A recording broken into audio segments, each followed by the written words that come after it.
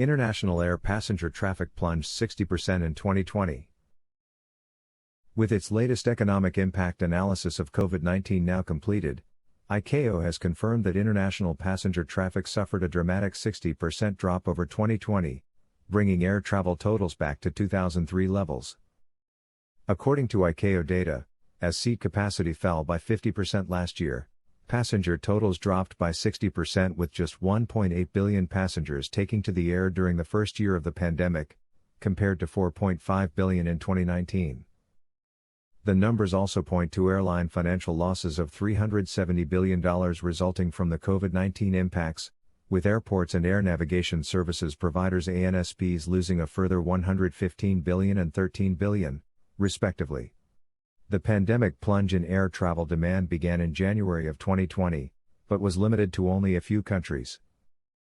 As the virus continued its global spread, however, air transport activities came to a virtual standstill by the end of March.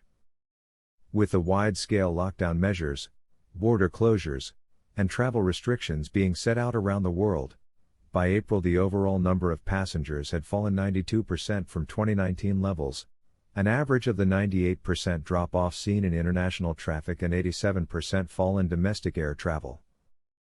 Subsequent to the April low point being reached, passenger traffic saw a moderate rebound during the summer travel period. That upward trend was short-lived, however, stalling and then taking a turn for the worse in September when the second wave of infection in many regions prompted the reintroduction of restrictive measures. Sectoral recovery became more vulnerable and volatile again during the last 4 months of 2020, indicating an overall double-dip recession for the year. Disparity between domestic and international recoveries.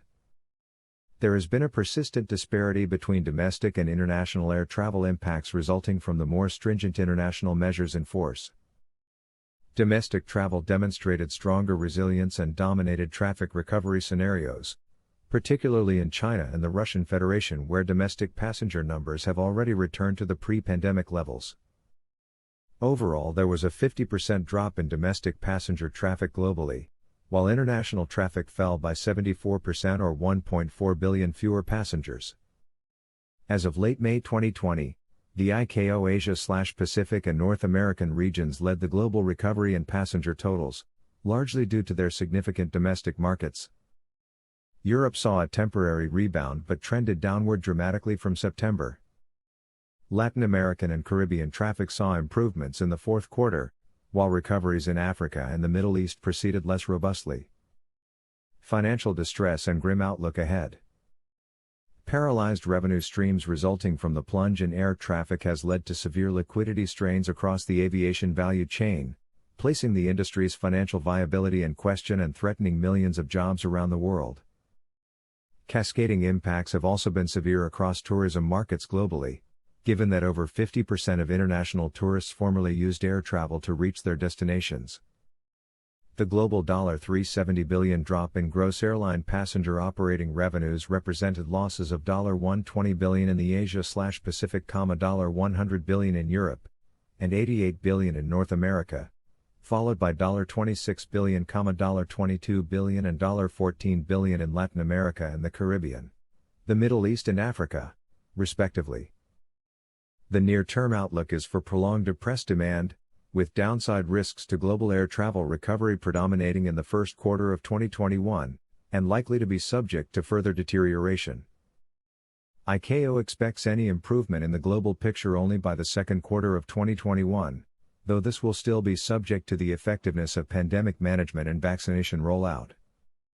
In the most optimistic scenario, by June of 2021 passenger numbers will be expected to recover to 71% of their 2019 levels, 53% for international and 84% for domestic.